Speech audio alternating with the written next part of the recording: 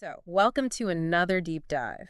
And today, we're taking on something that even advanced English learners find tricky. Yeah, you bet. Unlocking those little secrets of how native speakers use humor, sarcasm, and of course, all that wonderful slang.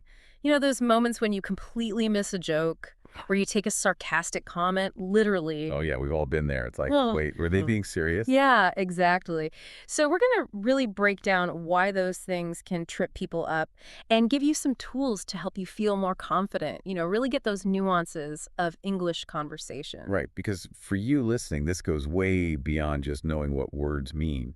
It's about truly understanding, the speaker's intention, those unspoken layers of meaning that we add to our everyday conversations. Exactly. It's about connecting on a deeper level authentically. And thankfully, you've given me some great resources to help us unpack all this. We're going to be looking at why humor can seem so, I don't know, alien sometimes. Like why jokes just don't translate. How to develop your sarcasm detector. Becoming like a sarcasm ninja. I like that. Sarcasm ninja. And of course, we'll dive into some of the slang and those informal phrases you hear all the time, but maybe can't find in a textbook. Right, the stuff that makes you go, huh, Plus, we'll talk about how to react when you just don't get the joke. smooth it over. Yeah, without that awkward silence. And even some exercises you can do to boost your understanding. Sweet, let's do All this. right, first up.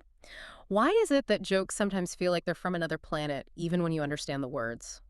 It's really fascinating. Humor relies so heavily on a shared cultural background. I mean, think about it. Jokes often depend on knowing specific events, Yeah. like a huge sporting event that everyone's talking about, or even ingrained customs like how people approach tea time in Britain. Ah, yes. The sacred ritual of tea time. Exactly. If you haven't lived with those references, the humor just won't click.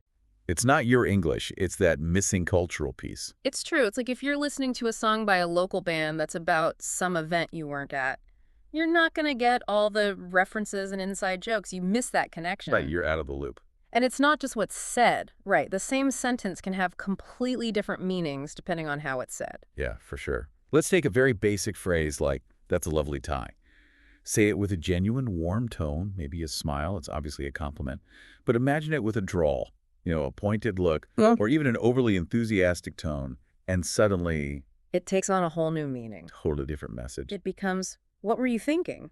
Exactly. The music of your voice, those subtle changes, can completely flip the script. Absolutely. And here's where it gets really mind-blowing. Even the structure of jokes varies across cultures. I read that in English, the punchline typically comes at the end, that big reveal that makes you laugh. The aha moment. Right.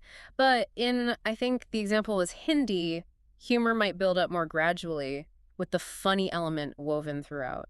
Interesting. So even if you understand the words and the cultural reference, Yeah. the timing might still throw you off. Exactly.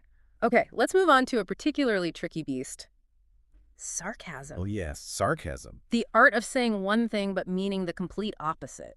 Right, a verbal minefield for many. Totally. But one of the articles you shared had this really fascinating nugget about how our brains process sarcasm. Oh, yeah, research suggests that sarcasm actually activates different parts of your brain compared to processing literal statements.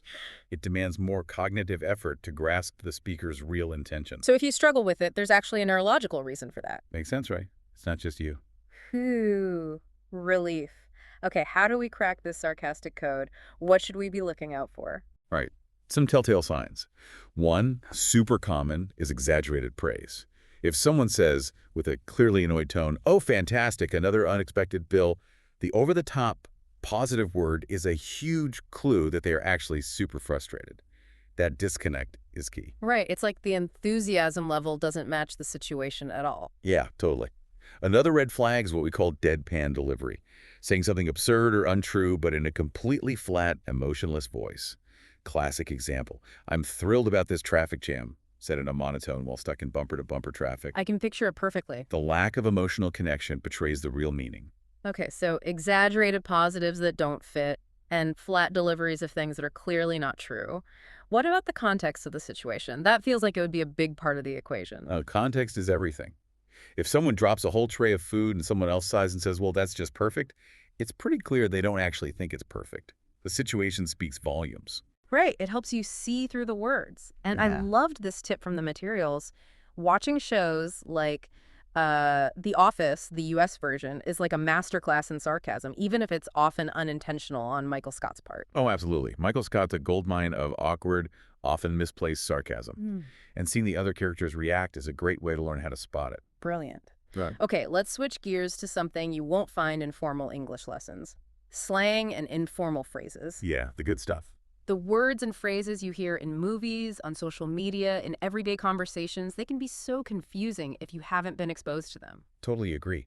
This kind of language evolves super quickly, and it can be specific to certain groups or online communities, but there are some common terms that are super helpful to know. Like what? Well, take to throw shade. It means to subtly insult or criticize someone. So you might hear, did she just throw shade at my new haircut? Okay, so like a sneaky insult. Exactly. Another common one is extra, describing someone who's being overly dramatic or over the top, like they're trying too hard. If someone wears a really flashy outfit to a casual event, you might hear, wow, he's being so extra tonight. Extra! A bit too much, maybe a little out there. Got it. What about ghosted? I've seen that one everywhere online. Ghosted refers to when someone you've been, say, romantically involved with or even just regularly talking to suddenly cuts off all contact, no explanation. It's like they vanished into thin air. Like a ghost. Exactly. You might hear someone say, I thought things were going great, but then he totally ghosted me. That's a good one to know, unfortunately, quite common in modern dating.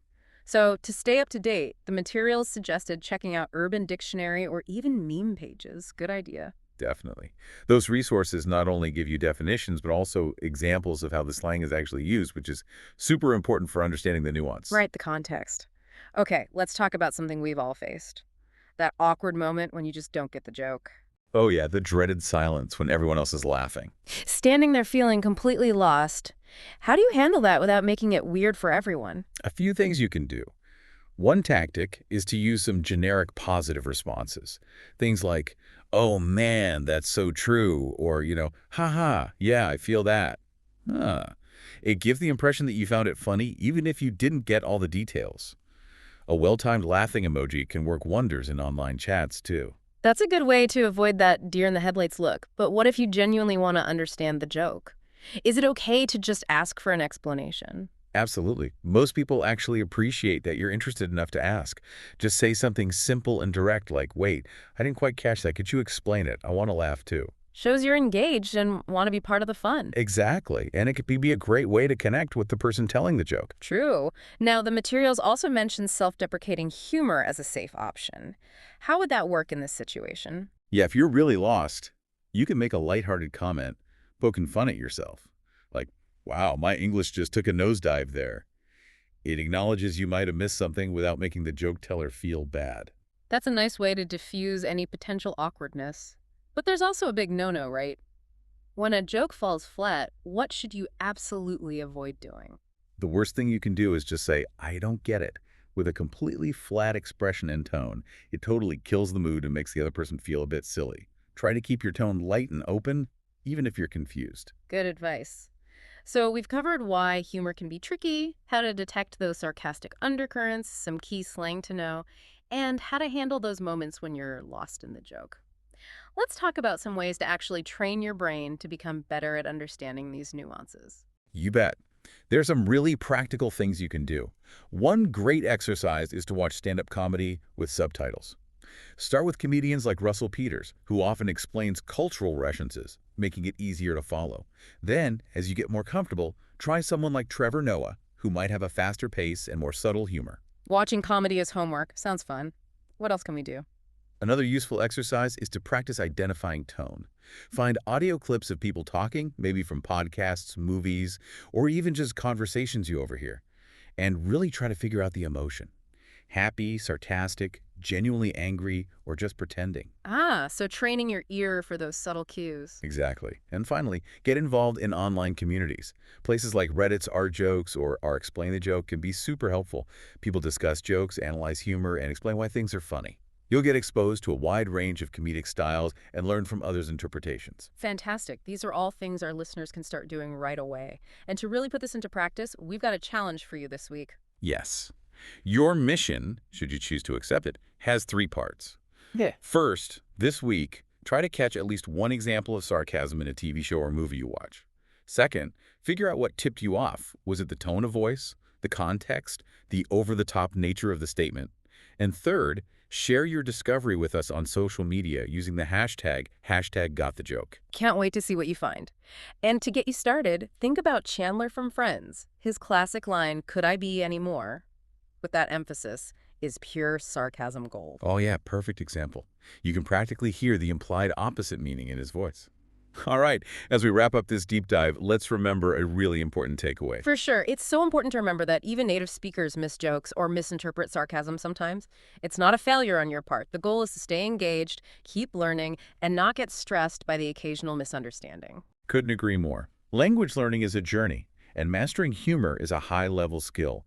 Be kind to yourself and celebrate every step forward. Now, looking ahead to our next deep dive, we're going to tackle another essential communication skill: how to disagree politely in English without sounding rude. Oh, that's going to be a valuable one for all sorts of situations. Yeah, crucial for navigating those tricky conversations. Absolutely. And finally, a thought to ponder. A language isn't truly mastered until you can laugh in it. What does that mean to you? How does it relate to your English journey? Something to think about. Thanks so much for joining us for this deep dive. We'll see you next time.